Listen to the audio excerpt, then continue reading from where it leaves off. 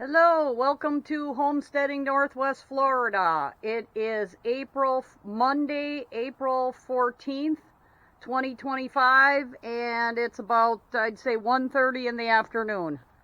And it says 81. Let's see what we got on our temperature here. 88 in the sun. Watered some lettuce today, fertilizer water. It's going good. Need to fill up this barrel here for the everything. I'll just leave those seeds in there, those tomato seeds, but I'll fill that up with new soil out of the compost. Still got the 20-foot boards here waiting to go underneath the giant sawmill. And we got the Woodland Mills HM122, and I'm one person here. Everybody else is at work, and I really don't have any neighbors. And somebody else might have, the same situation where they're one person, and I do not have a machine, Kubota or anything. Can't afford that. Barely afford the sawmill.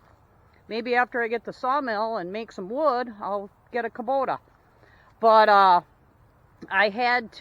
got this truck crane. This is actually a Verver truck crane that is, I don't know, it's a 1 ton or something, but I bet you the sawmill head weighs about like 600 pounds. But I put the strap underneath the two main posts, underneath the guide wheel brackets, and those collapse in after you get it going, and then around these posts, and I managed to get this thing upright. It's been laying on this face the whole time I've ever had it. Here's a lovely sweet gum pod. That's so great to step on. But I've had it laying on its face for a long time, There's some dirt in here, so I put more parts on than you're supposed to have when you flip it, but, that's the way I could do it. And actually putting this top bracket on, the guide wheel bracket with the cables, might have been better for me to do that. I didn't have to lift that, heavy bracket into place. It was on the ground. And I don't have a lot of paved area. This is the country, and it rains like 8 inches, and if you had pavement, less of the water soaks in, and probably why I still have trees here. So this sawmill is going to be in a pretty shaded area to be able to work during the summer. So yeah, I have the truck crane. I bought it off of Walmart.com. It's like a KH something, but it's Verver. It is Verver. And I have it bolted. I drilled. This tree didn't fall over in a tornado. Got smashed by all kinds of other trees. So these roots are pretty good in the ground. I drilled a hole in a tree and could use this truck crane. And it does articulate. So that's what's up with that. And now I'm going to switch the strap around and try to get it to be on these two boards. And then I'll build the track. But to get it out of the crate, I had to use my off-road car jack and jack up one end, and then put 2x2 by 12 slabs underneath it. And it's a heck of a deal for one person to get this thing moving around. It's a lot of work.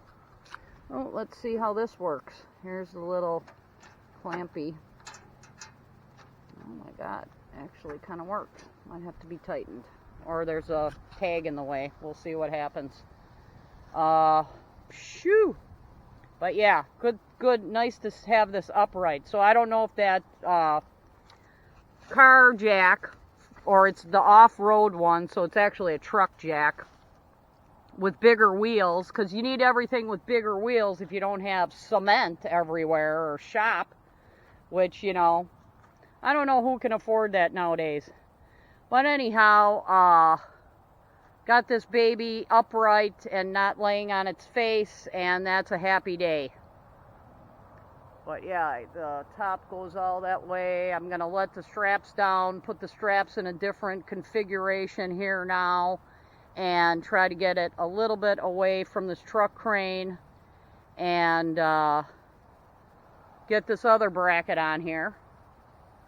You know, I don't have all the bolts. You're supposed to get them tight, but not over tightened and all that. I had to use a 2x4 like to wedge this thing forward, because it's all kind of the center of gravity, like it was on these front guide wheels, track wheels, and then I had to get it like flipped so it would be down this way, you know, with one person. So I got the straps going underneath the main, you know, rails here, that up and down rails. And yeah, so we're getting there little by little with one person without spending a lot of money. So that's how we did that so far, and I'm gonna switch the straps around and see how I can get it on top of these boards here for a little while until we build the track. So yeah, this thing's supposed to be 8 tons. You know, this thing only probably weighs like 400 or 500 pounds, but it's awkward until you get it to the upright position, you know? Like, those wheels are sticking out in the front.